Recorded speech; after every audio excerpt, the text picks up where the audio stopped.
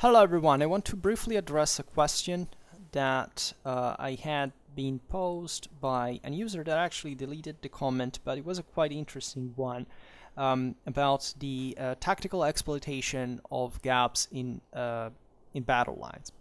So this comment I think was under the video that I made recently about the Roman court tactics in 1st century BC that were took consideration a bit, broader court system altogether, and so it discussed at some length the nuisance of whether the Romans had smaller, bigger gaps in their battle lines between their units, and it was pretty clear. Also in the comment was actually very nice, that nobody knows. Like it's just hypotheses. So some are better than others, but they remain hypotheses because we don't know. We can't reason by analogy. We know that, of course, between two units, there's always some space. It's just we don't know, and we do know. I mean, sources address the presence of corridors for Frontinus does, but there is, let's say, a huge debate among scholars that is also pretty sterile because at the end of the day, all it's practically unknown. Even if I made the calculations at some point, even in space of the actual maneuvers, etc., and there is no way to know. Just think that there are certain scholars that believe that there were gaps in a battle line of a manipular legion and not in ones of a court legion, and there are other scholars that believe the exact opposite, right? And there is really no way to tell. And at a certain point, it's also, in fact, a pretty useless debate when you exhaust the evidence and there is really no way you can make the thing work. So the question was nice because was, if I'm not wrong, the first point was like he was saying, he believed that there were corridors that were basically left open until the skirmishers were done within the front ranks. So after that, they closed the formation for combat. Whatever. That's also just an hypothesis.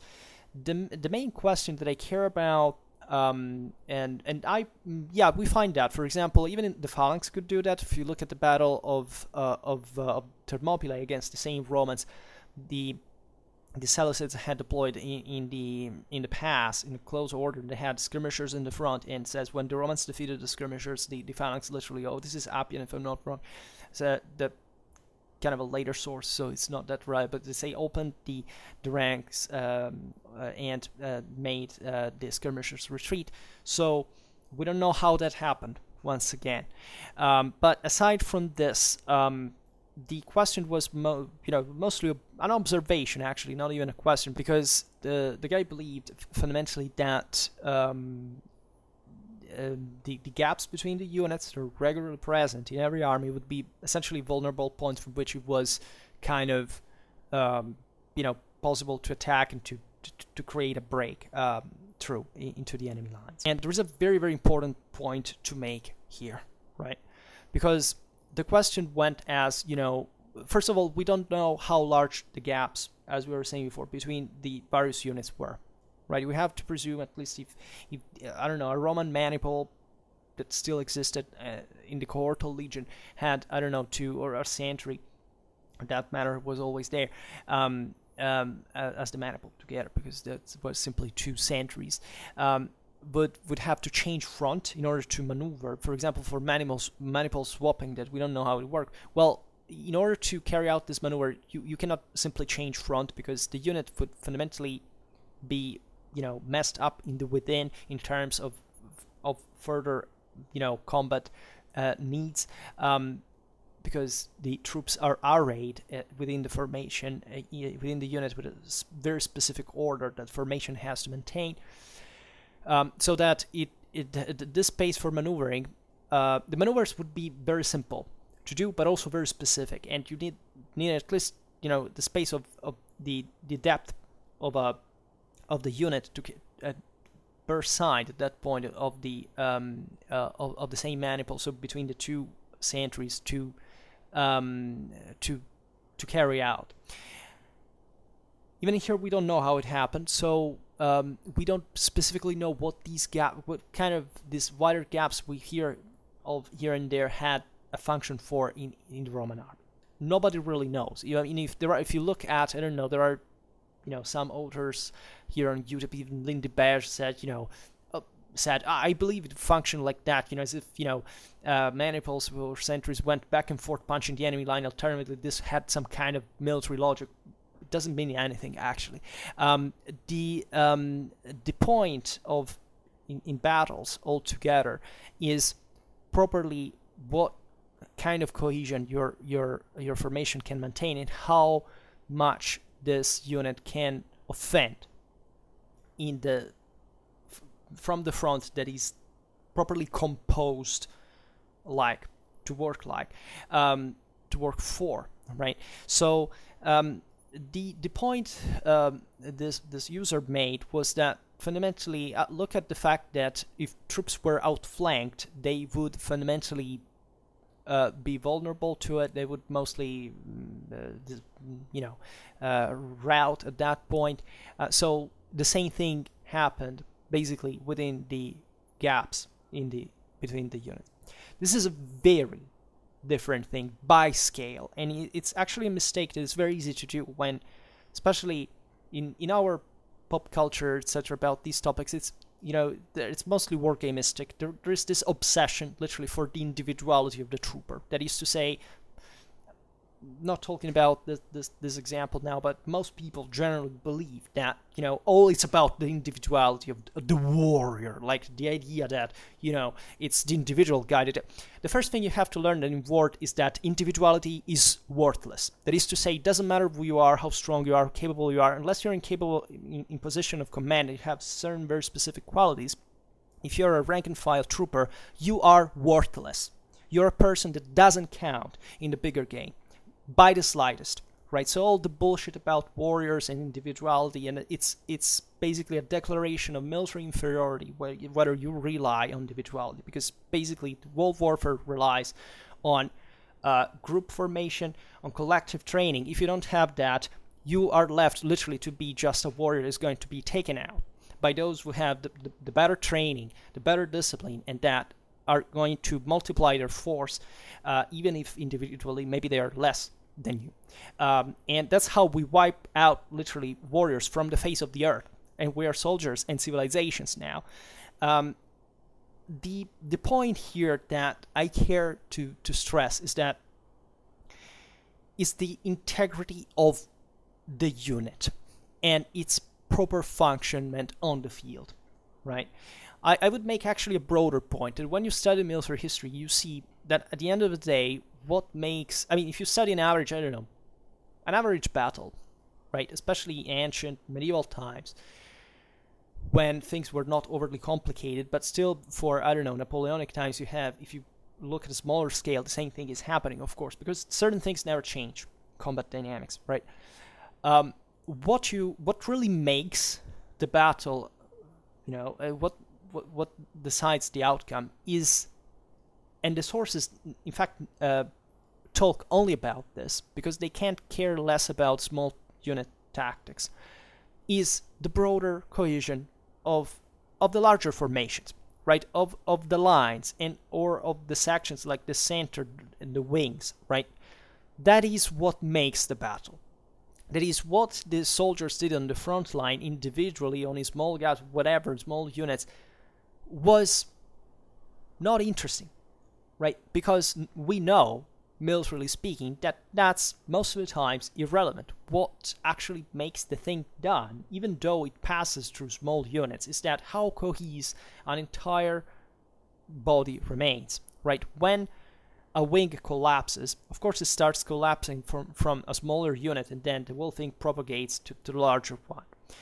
But the point is that those things are starting from several units at once. That is to say, if you have a stronger body that clashes against a weaker body, of course the rout begins at a certain point, but also the wall line is stressed, right? So you're basically hammering the enemy line all over the front, and that is what actually matters in warfare, right? Because you put a constant pressure, right? You don't make collapse just one point and just, as we'll see now, try to outflank it from the within of that break, right? What happens in these battles is that, yes, the center, when outflanked, normally collapses, right? We're talking about thousands of troops at a time, right? In spaces that are much larger of a narrow corridor between a unit and another. So is it tactically relevant to exploit a gap between these formations? Between these units, the question is no, for the simple reason that when you have one unit, as we were saying, you have a cohesion, right? The soldiers internally are deployed with a specific order. That is to say, the guys in the front line are normally the stronger. The guys behind them in the file are trained specifically to follow that guy in the front, right? So that's why, for example, changing front, like front right from left, doesn't absolutely render a unit capable to counter an attack from the right and from the left, right? I've seen horrifying things circulating on the internet, like viral videos about guys, I don't know, in reconstructing, an alleged battle formation. Like, they were, like, imagine 8 guys deployed on 2 ranks that received an order and turned 180 degrees and deployed with their weapons from the back. Well, just know that this in military history never existed. It doesn't mean anything. It was never done. If a unit of meaningful size, that is the one that makes battles won or lost, is attacked from the rear, it's fucked up. And there is no way it can turn 180 degrees, because the guys that do this thing in the rear are simply not trained to sustain the onslaught. Right? And they break. There's no way around that, because the psychological impact already on the wall formation is devastating. If something like that happens in a battle line, it's because you're being surrounded. So it's panic, right? There are troops that are able to fight to the death, but in terms of the logical coherence of a unit array within its own ranks, if you're surrounded, that unit is done for. It's not meant to fight like that, right? So all what matters, and that's why you have a battle line. That's why you have a front. That's why when you're outflanked, you're done for. When you're encircled, even worse. You lose the order. You're not programmed. Bodies of humans trained for war are not programmed to fight on double fronts, right? It's how the whole history of mankind has created armies, not because there would be a way to do otherwise, but because literally it doesn't make sense even to try otherwise, because the effectiveness of you even trying to make the same thing against the enemy is all what you're spending yourself in order to win, right? So you don't even think to invest in something different, because that would be a loss of capacity in your offensive power. So what matters in a battle, in fact, is the front line, its solidity, its compactness, no doubt. But the solidity and compactness of this line is naturally composed of the individual units, right? So there are corridors among the various units, because they don't have to compress each other during the fight. They must have enough room. If also they have to maneuver. Things have to be orderly, and you don't want to create dangerous domino effects and stuff like that. So when you're fighting against another battle line that historically in these contexts is dramatically symmetrical, right? There is no people here that when engages in a pitched battle doesn't actually deploy in a cohesive front line, right? The myth also that barbarians like Celts and Germans fought just in scattered formation, it's a myth. They all fought in a continuous line. There was no people that fought like that, right? If you want to skirmish the enemy, enact guerrilla tactics, etc., you do it, but that's different from a pitched battle. In pitched battle, you fight with that specific order. And also those peoples had all the various units, right? So the question here was, you would like to exploit the gaps between these various units, because it's as if you were outflanking them. Not really, because the unit has a front that has a certain width, right? And what the unit is designed for, as we've seen, is to offend and to defend, also in case of need, along that axis, with that orthogonal axis that is perpendicular between to the battle lines that are parallel to one another. So, in order for you to attack within these gaps, you would have first of all to renounce to your cohesion, right? because if you want to enter that, you have to narrow it down, and the benefit that that square block that, as we've seen, is formed with a very specific internal disposition of the troops is designed for, goes to the bin, right? Because you're basically obliged to simply disband, to go in open order, or at least in a scattered way into that narrow path.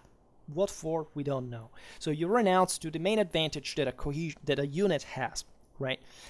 Some of you will say, oh, what about the Kunis? Well, the Kunis is also another pile of I don't say what, in the sense that Kunis formations are not properly, you have to imagine one guy in the front that crashes, like, in this kind of pyramid type of a triangular formation that smashes into the lines. What we mean by Kunis is properly, one part of the line that advances, right? One unit usually, right? That has a broad enough front, right? To go smash against one part of the line that you have spotted to be weaker, and therefore you want to pierce exactly in that.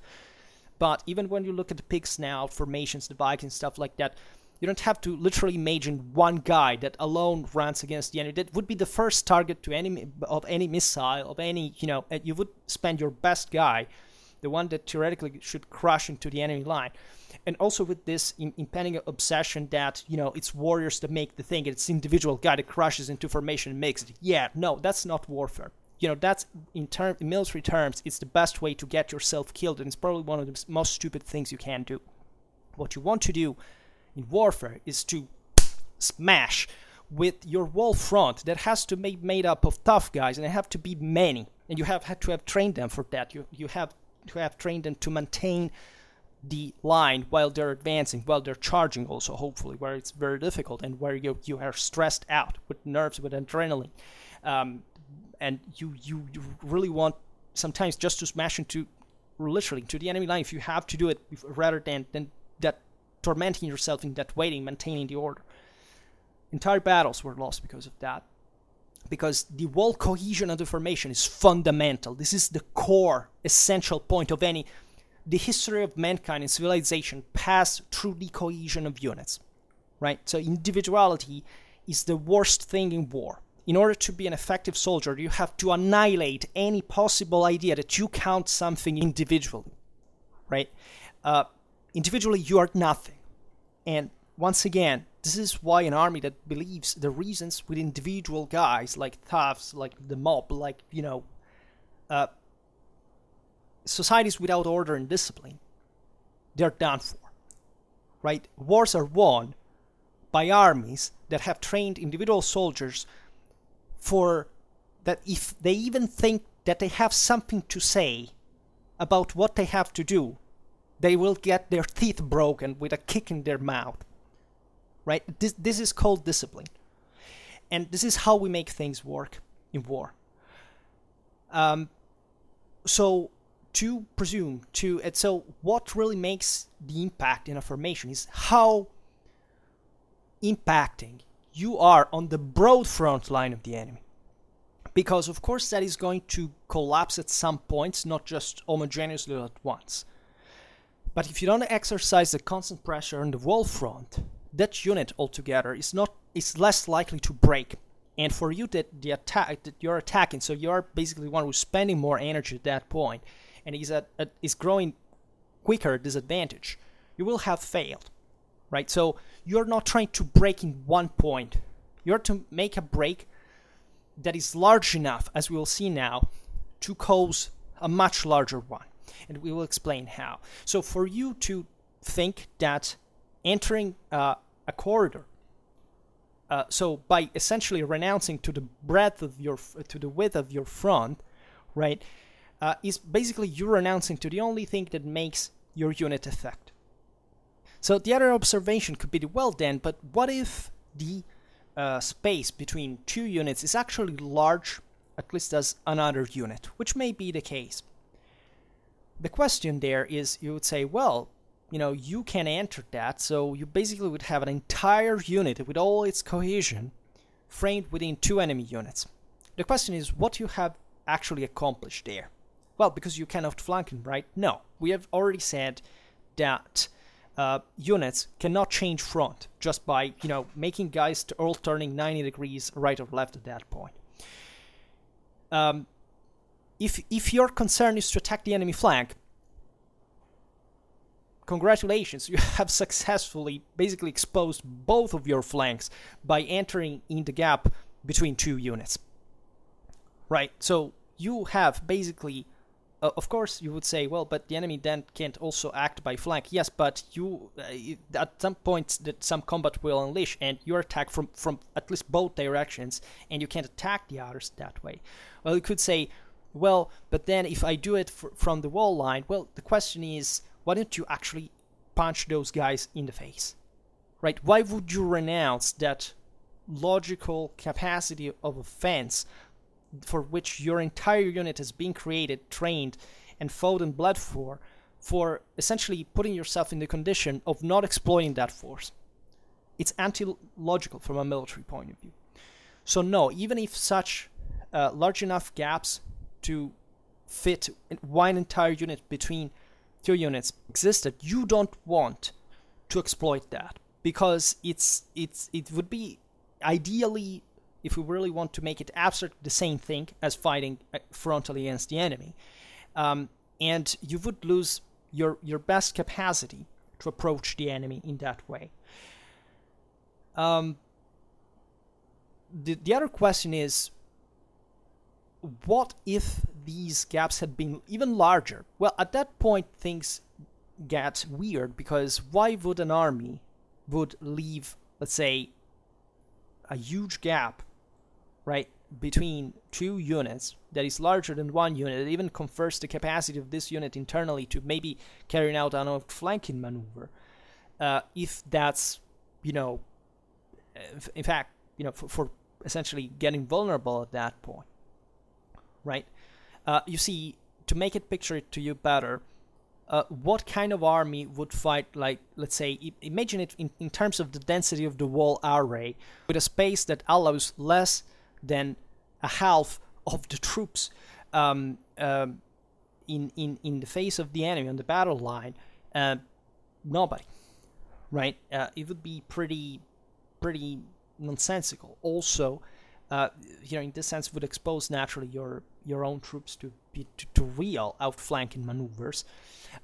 And I don't know in history basically any army that fought like that, right? This thing of the gaps in the Roman formation, it's something that, in my opinion, in popular culture gets a bit, let's say, exchanged for, gaps as, the ones that always exist in units as just something that the Romans used directly in combat.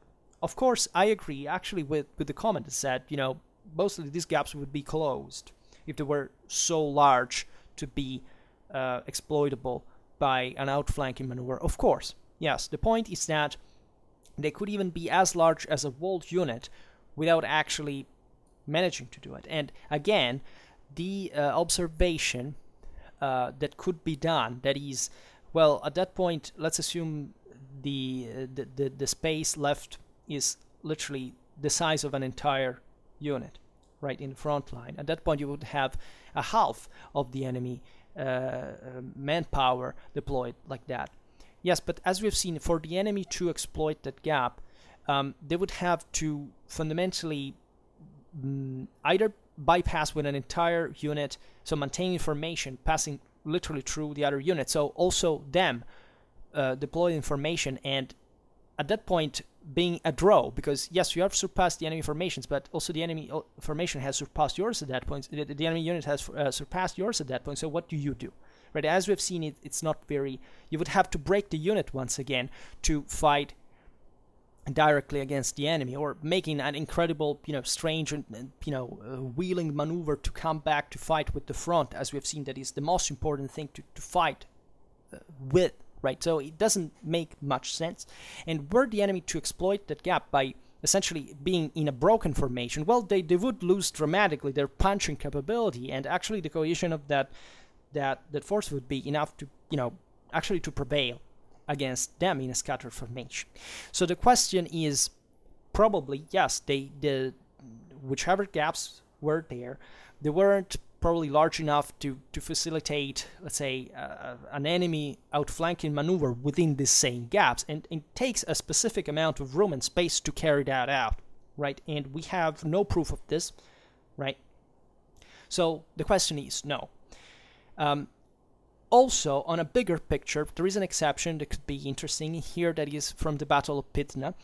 That is when the Antigonid phalanx attacked the Romans on a broken terrain, and basically there were gaps opening along the phalanx. And specifically, the story goes that basically Roman commanders spotted these gaps and ordered to the single maniples commanders to attack autonomously in those gaps, and the Romans attacked and won the enemy formation. Now, I made a video on the comparison between the Roman manipular legion and the Hellenistic Macedonian phalanx, which, to explain the coordinate matter, we talked about Pydna in the context. So that wasn't the only thing that was going wrong for the Macedonians, but still, that seemingly was the worst one that happened during the battle.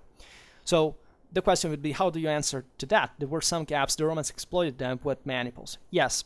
The question is, we don't know what those gaps were, right? The story goes that, as we've seen, the phalanx broke itself because of the terrain, the irregular terrain, the irregularities of the terrain.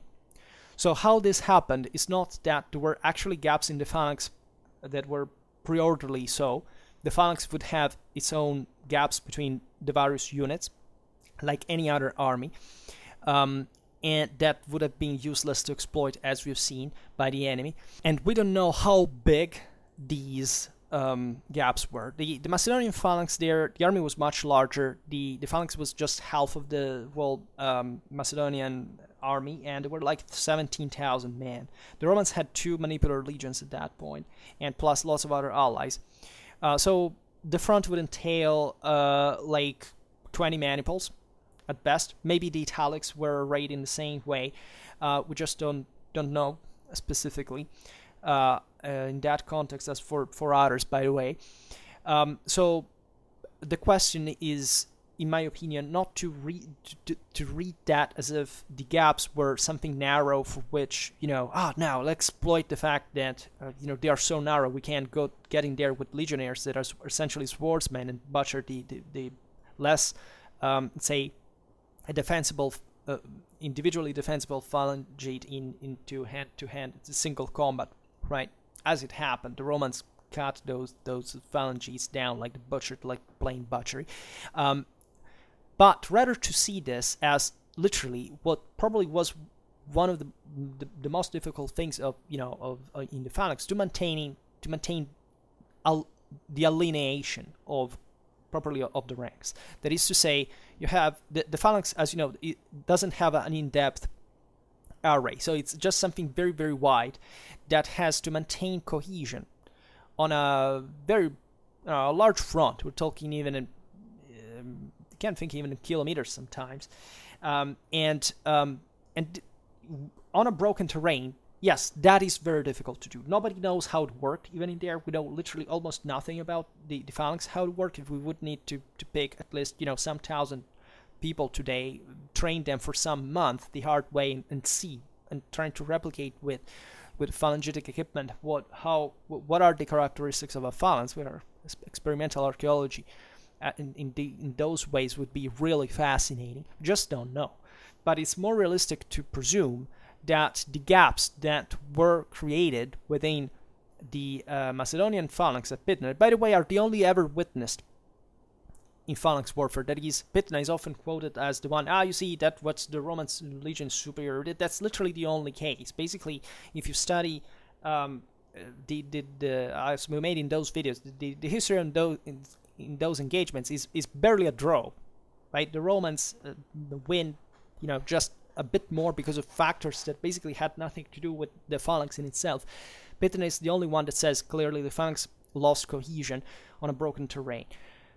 So if those gaps were large as maniples, right, at least, and or something even larger, right, then you can understand with a very specific type of trooper like the phalange that in theory is basically at great disadvantage in hand-to-hand combat, that when attacked on the flank, you could start to wear out that formation.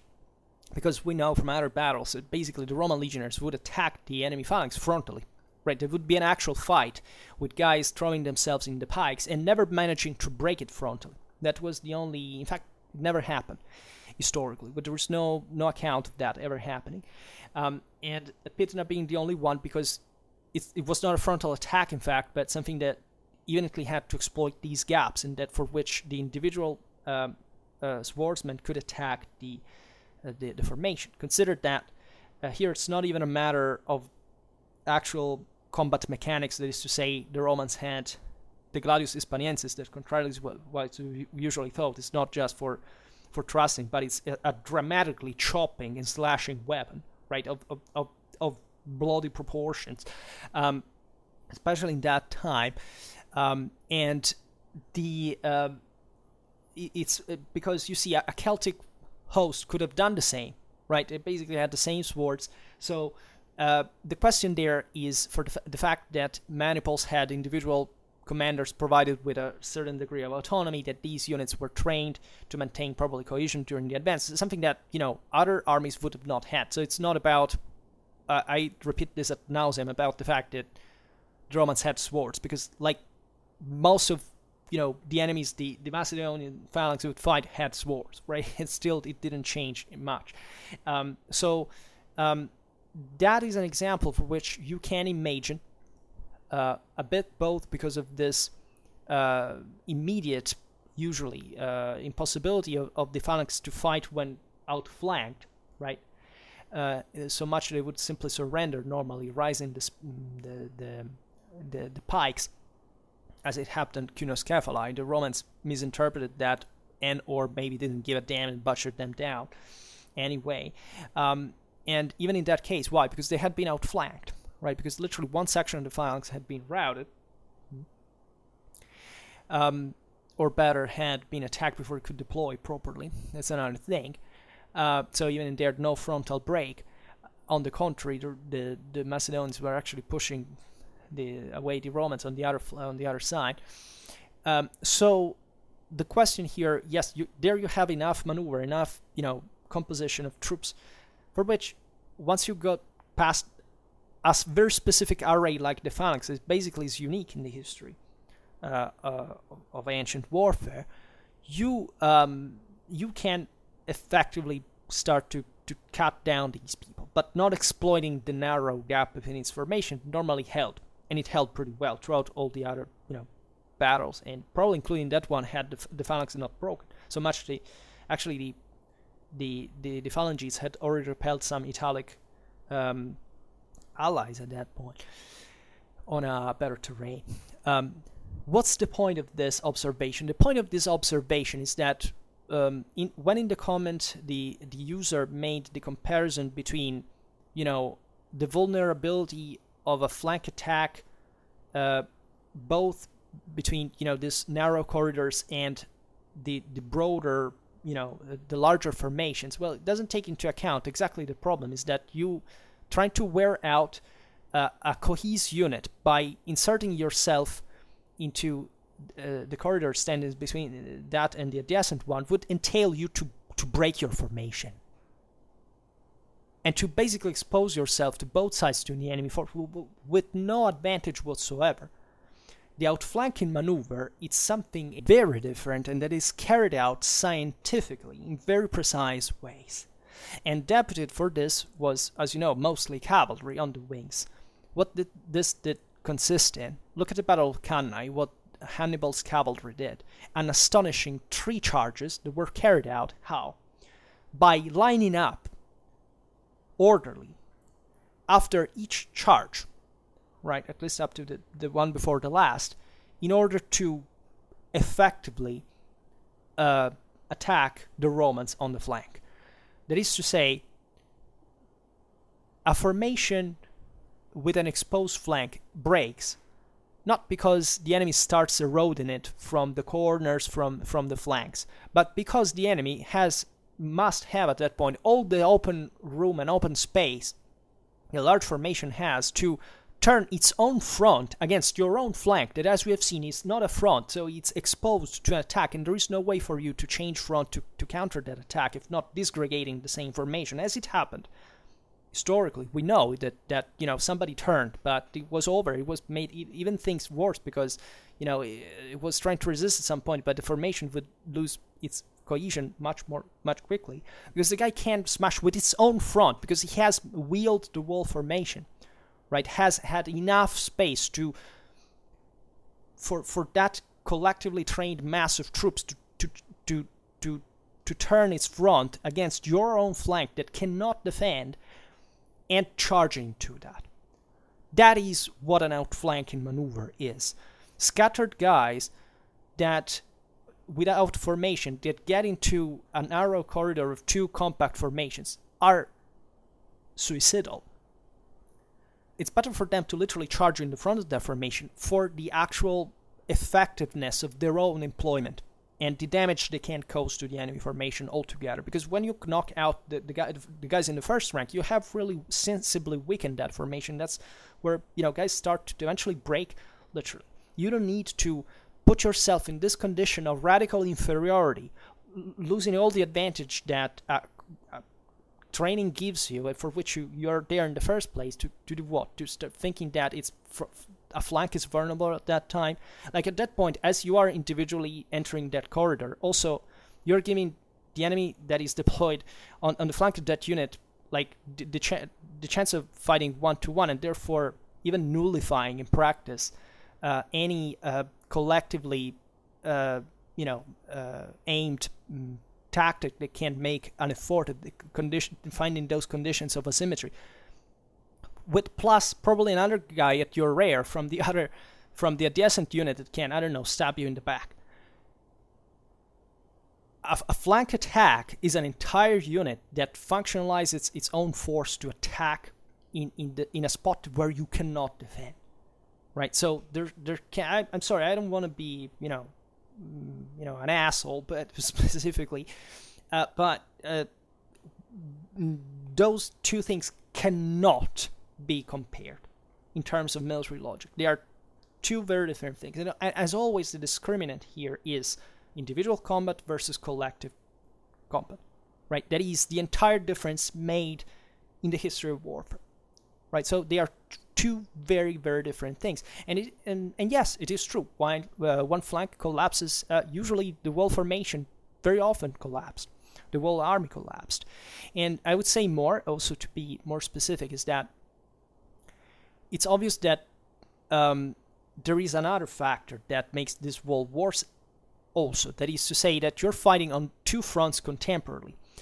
That is to say, when somebody broke an enemy flank, and therefore pushed through and found itself on the flank of another unit that is engaged with your own troops on that side of the line, you have the opportunity at that point to, even if you are disorderly, still to attack a formation that is already engaged in combat.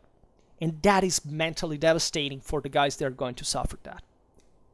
They're probably going to break because those units are designed not to fight on two fronts either, and to maintain a pressure, a train. There is all an economy of moral and physical forces that cannot withstand such directional attack, so much that at that point is also plausible that such attack would be flank attack would be successful even if it's not actually orderly, cohesive.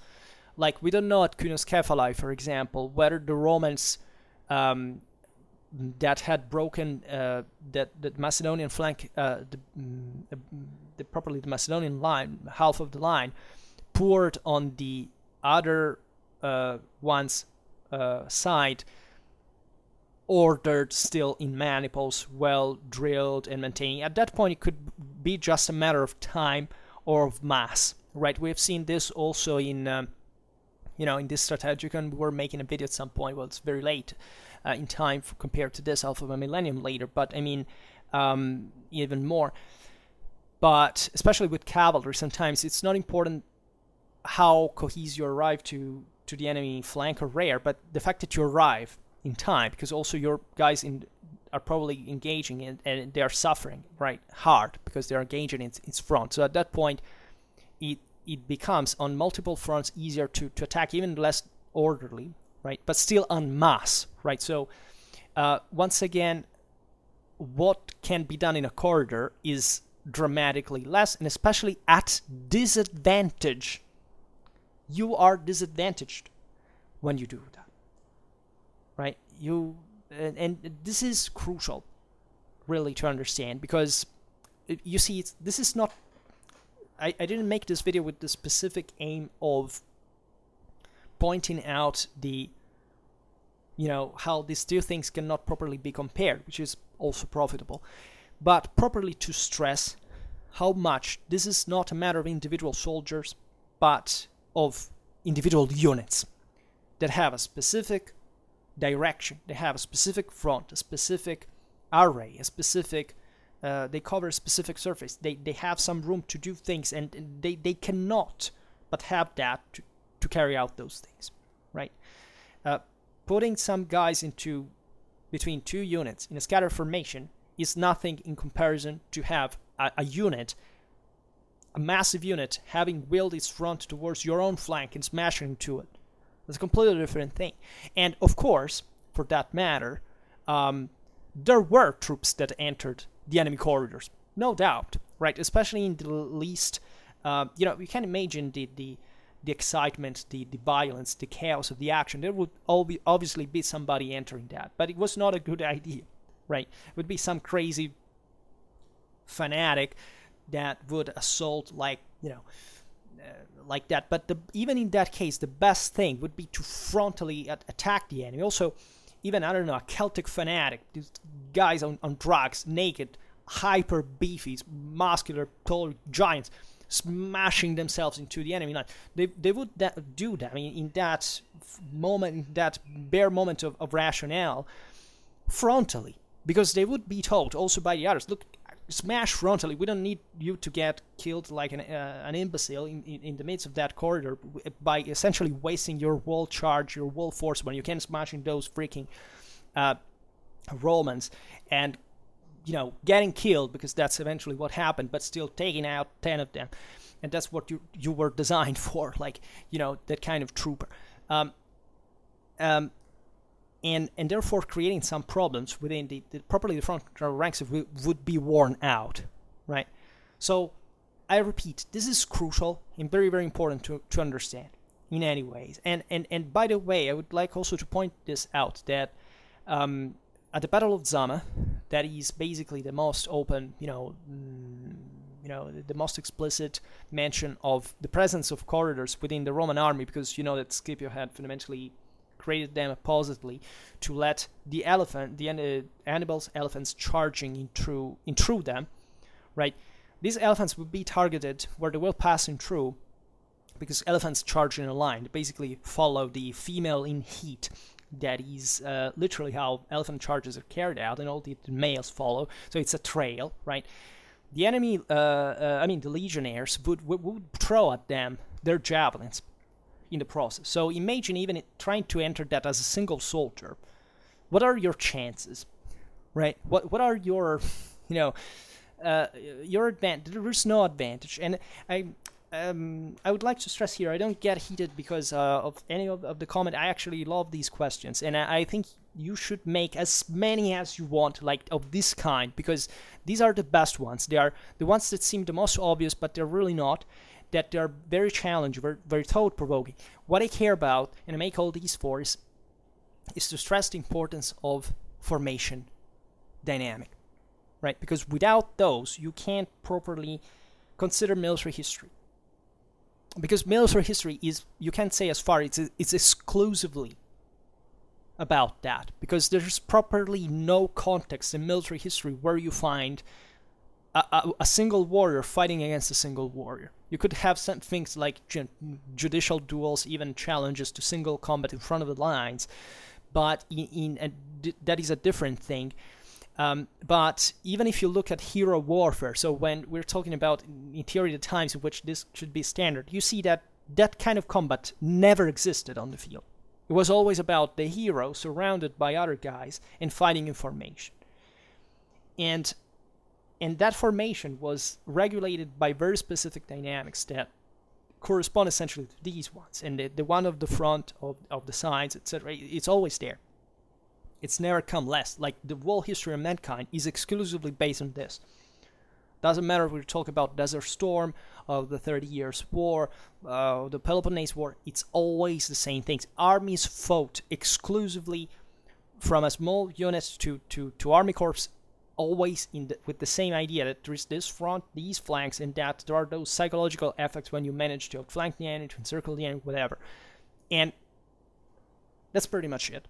Right, so I hope to have been brutal enough when describing I like to be incisive when talking about the sheer violence of these encounters, because you understand this is no like chess, right? This is not like a ballet where guys switch. And also, battlefields are not basketball fields, so that also units cannot do much, right? You have to think about this. There is that the importance of mass dynamics is not only such for the aforementioned reasons, but also literally because it's basically the only thing you can control in the field, right? And that actually has most of the positive effect on combat, right? Because we don't even have to think of the Roman legions as these perfectly squared, aligned armies that were, they couldn't blink an eye, because otherwise it would be, that in the training they surely taught them something that they wouldn't forget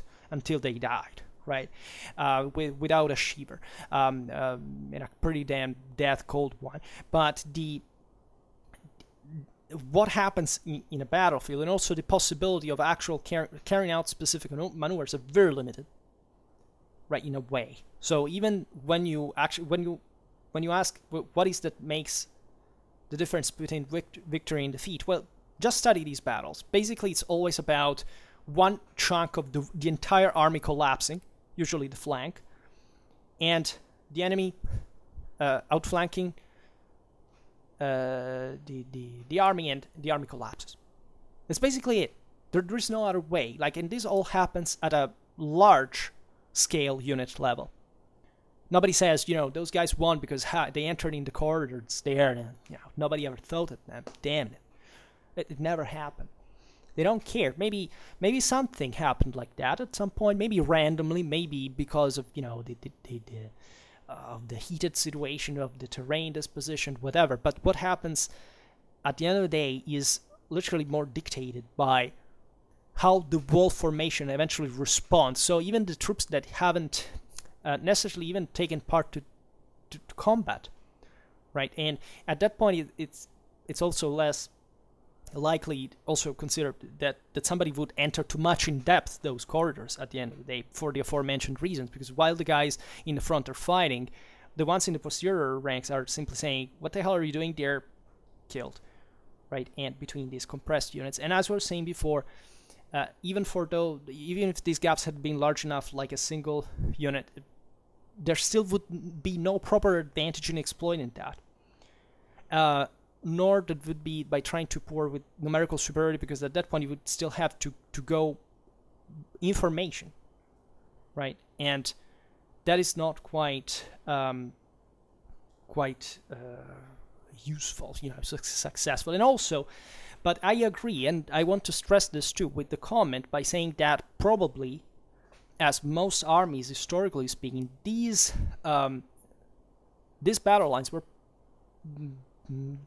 likely rather continuous, right? We have no specific reason to believe that the Roman army had this particularly different array from others, right? They did more things. They could swap manifolds lines in that way, so they needed probably some space. But if that had been something disadvantageous, it would have been exploited. Instead, the Roman army is credited as one of the most successful indeed, even with the defeat that it obviously collected, like any army in history. I don't know any account that actually says the Romans were disadvantaged, like in the first line of battle, numerically speaking, because they had, let's say, more gaps than other formations. Now that I think about this, and I want to be totally honest, another point about this is the aforementioned one. I said, if even such big spaces like an entire unit had been left open, the enemy could still attack the single units frontally, and then the pouring into these gaps, and therefore, as we were saying before, actually creating on a smaller scale the disadvantage that was caused by having, yes, an orderly enemy unit in the front and a rebel, let's say, on a disorderly rebel on the right that has at this point, just to say, not necessarily a rebel, but that as we've seen, cannot truly orient its front to your side. Well, this observation could be also countered in the following way. That is to say, you see, there would be a numerical advantage 2-1, supposing the same order for both units at that level. And even on this, by the way, we don't know how what the order of the Roman legionaries were, because we have just Polybius that speaks almost of an open order, even for the lesser of its measure, and Vegetius for later times, naturally, but speaking of something that looks basically like a phalanx for how close it is. The question is that if the armies basically fought always with the same width of front, right? Because they wouldn't let encircle themselves. And if one army was inferior numerically, naturally was a disadvantage in a way, but this disadvantage was too great, probably they wouldn't even give battle, right? So as always in warfare, there was usually a symmetry. So which I mean, orientatively, I don't think it was the case, because as I was just saying, probably the Roman battle line was more, continuous. At least I presume, but it's an hypothesis even here that I think, so that can be also profitably criticized, and we don't know, as we were agreeing. But the question is that if there is that disadvantage 2-1 in the first line, and the battle line is basically the same length, well, I can expect it that the armies are similar in size. Well, the Romans at this point have a deeper array, right? Because they are automatically, because the enemy, in order to exploit those gaps, right, large as, let's say, an entire maniple, is occupying, as we've seen, twice as many Romans. It's as if the size of two maniples, which means that he's spending more forces at the same time. And we've seen this in the Formkriege, how this is not such a good thing, in the sense that reserves are good as long as they are fresh, right? And that's why you keep them there. So naturally, the Romans are famous because of the reserves. The Manipular Legion was created appositely to surpass the, let's say, the falls of the, let's call it phalanx, even though the Romans never quite had phalanx even in archaic times, as we have explained countless times. Which means, in practice, that the enemy, in order to accomplish this kind of, I don't even know how to call it, getting into the corridors, would have still to spend some forces, right, to exploit this relative advantage that, being spent, are, fundamentally tired, and therefore, voice coming in the posterior lines could be pretty, happy about, because they could exploit that and having an overwhelming superiority that literally, in terms of spent forces, it's all what warfare also in here is about the reserves, right? We have seen the cruciality of reserves. It doesn't matter how many the enemy is. Well, of course, that at some point has an importance, but let's say still having a spent unit compared to a fresh unit is literally an advantage, like multiple times in force, right? So that is something that you have also taken into account, and in order to exploit those gaps at that point, you had they been large enough to make fit an entire unit and therefore trying to to exploit this frontal attack and something from the side, you would still spend twice as the force that the enemy have, right? So it's not such a great thing. And imagining that there is a line that behind the Romans that can intervene in a way even during these events, well, or even not, right? The thing would counterbalance in a way. And this is actually very important in a sense, so that what I'm talking about now sounds too workimistic for my tastes, in the sense that I'm explaining this almost geometrically, right? But in practice, this thing would be mostly nullified by symmetry, right? We, as I was saying before, it's probably Roman battle lines and ones of the enemy didn't look that different, right? Or even if they did, the Romans could exploit reserves, and it was simply something that would counterbalance that disadvantage at the front due to such big gaps. So battles were not won because of this. That is to say, the Roman army didn't win battles because it had, and this can be shocking to many, but because it had dramatically overly advanced special tactics and secret weapons kind of, maneuvers. No. Roman armies, in spite of the fact that we naturally created a mythology around them, right? And obviously in the West, for all the sheer magnitude of relevance of Roman civilization in absolute terms and standards, that every person who tries to deny that is nothing short but a fool or an ignorant or both, was an army, if you want, like others, right? It made things done because it was a professional army, was well trained, ultra disciplined, well supplied. That's what armies of big empires are, right? And there wasn't much of a way, right, in warfare. There isn't the genius that hadn't, that comes up with something nobody else have ever thought before and wins it and is able to replicate it. Nobody's able to counter it because they don't even know how it works, right? How these things work, everybody knew. The edge there was given by the fact that this was a freaking professional army, becoming so, depending on what time you're looking at. It had dramatic moral strength at some level. It was an inner quality that can be found in grades, in other armies as well, that by command skill, by experience of the troops, etc., made things done. Right, what important political and social support, the Italian resources, the Roman institutional system, all these things. But at the end of the day, what happened on the battlefield wasn't anything strange. Was anything that it was so different. It never happened in history. We try as modern people to find the golden section, the mystery, the formula. And in fact, it's not like that. And in fact, I was pleased with that content because it still reasons in ways like that I do. That is to say, probably the Romans, yes, had a continuous line, or these gaps weren't this dramatically important thing, and that's it, right? Realistically, because armies mostly fought in similar ways, right? Even when we're faced with, you see, the Romans, it's as if they had been nothing better than, Gauls or Celtiberians framed into a discipline. Because basically the Italics were the same thing. And very often the Greeks are let's say, the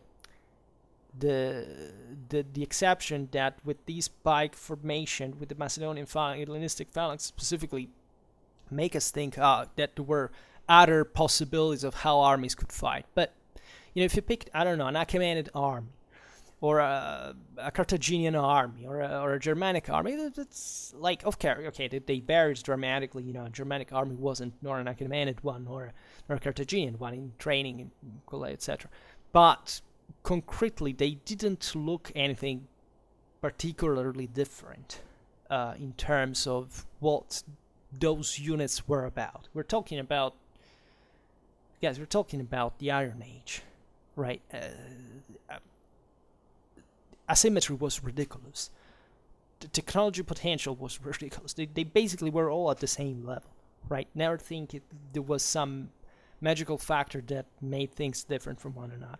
So yes, I'm actually very glad anytime I'm presented with those with questions as this, and I want to stress again and again that I thank the person who asked, and I can't remember his name either because it was some time ago, but this stuck me in mind, and I wanted just to make this point clear, right? That given that these corridors weren't that large, there was no advantage to exploit them for the sake of your own formation effectiveness.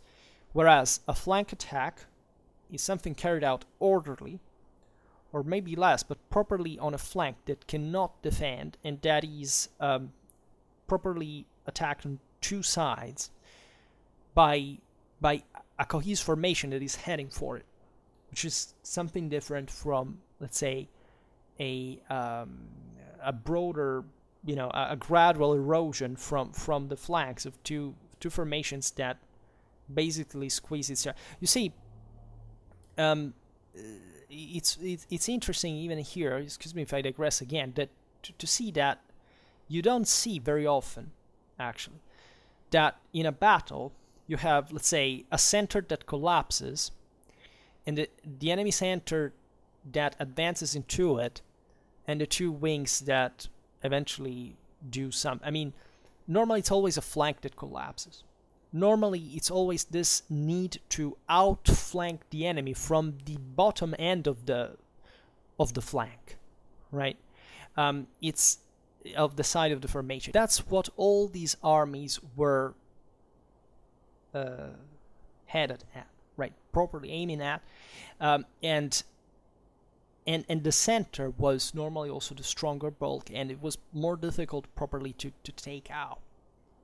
And in all these battles, you see that at the end of the day, what makes the difference is that at some point, you see that armies didn't even collapse before they were, because normally in a section of the battle line, somebody was keeping on fighting, right? And sometimes they had the time, even a consistent amount of ones, of seeing the other side of their army, like, collapsing and saying, what the hell do we do now?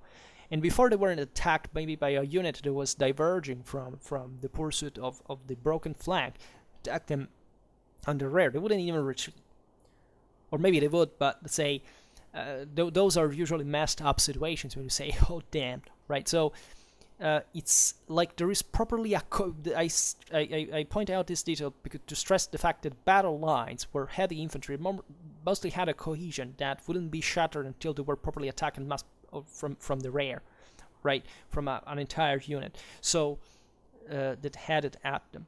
So this is properly what we're... And naturally, this is not just like, let's say, a video game in the sense that those are just bots that are going on fighting without thinking at things like, first of all, they were exhausted, but also of the actual possibility of getting out of there alive, right? Why is also this outflanking maneuver so crucial? Because you're basically rendering retreat dramatically more difficult, right? So it was often like the phalanx, right? These guys didn't have much chance to even fight when outflanked.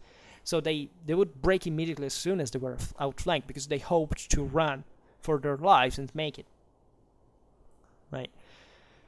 So again, yeah, I'm glad to have pointed this out. As you understand, there is an asymptote here, right? That is, the larger the gap, obviously, the more it looks like outflanking. So that's why it's tricky to, let's say, the more it may have the room, albeit there is a specific limit of, a specific amount of room required in that sense to carry out that outflanking maneuver. But that's why it can seem tricky, even when you start making the geometry of it, because you say, but they mostly countered it, they mostly compensated each other on the field. So once again, there was no preferable maneuver. And even if the Romans had this capacity of manifold swapping that required them more space on the flank, between the various units, that's not as much as saying, okay, that's enough space for being properly outflanked at a small unit level, right? So at that unit level. So I care specifically about this, right? And of course, if you have any question, also any response, any reply, let me know, because that's important to me. I can't say that I can't say it's a waste of a time. I usually, nobody really mostly has anything to say what I express, probably because they see that I'm kind of annoying at myself. But I would also say that reflect on these, like that rather than opposing another theory, just know that these theories are all kind of like this fact of the symmetry, for example, is shown by all military history. That is to say, you can't think things were too different from armies, because one and another, they would, between pros and cons, that would compensate each other, right? And things weren't determined by that, because no source ever even dreams to say that it were determined by that. Whereas the small units level thing is something instead that is truly hypothetical, because we don't know how it happened, but by definition less important, right? As even less important was what the individual trooper did. And yeah, I hope this video, I don't know, every time I make these videos I say, you've been too harsh, you've been too violent, they will signal you for hate speech, all these things, because you say, to kick people in the teeth for disciplining. Now, well, that's exactly what happens. I hope that nobody takes me that for a fanatic, just because I disclose it. But the question is also, how much do we really care about getting military things right? Well, a way of getting things right from this point of view is properly to accept that this is no game, that the sheer brutality of it is motivated by the same reason, the same methods for which this thing take place in the same place, in the first place, so that war is not the worst thing that can happen to the world, because war is just the bloody face of it. But things that happen in the world behind the scenes are often much darker and even much bloodier, or maybe without blood, but more deadly, right? And therefore we shouldn't be scared of war per se, like to have the intellectual courage to say, okay, I like war because it's an interesting object of studying, which is nothing to do with like I like war because I wish there was more war around. I think that I can definitely say that I wouldn't like that to happen. It's just that unfortunately I know that at some point war will happen in here and there, as it happens every day, and therefore, let's say, we could make better if we were more realistic about it. And this is why I talk about military history and I care about it so much, because it's objectively a very serious thing, and we are all directly involved. Whether we take a position or we don't, that still is going to have an effect. I presume at the end of our lives, we have all acted at one, or not acted at some point, for being responsible for someone's life.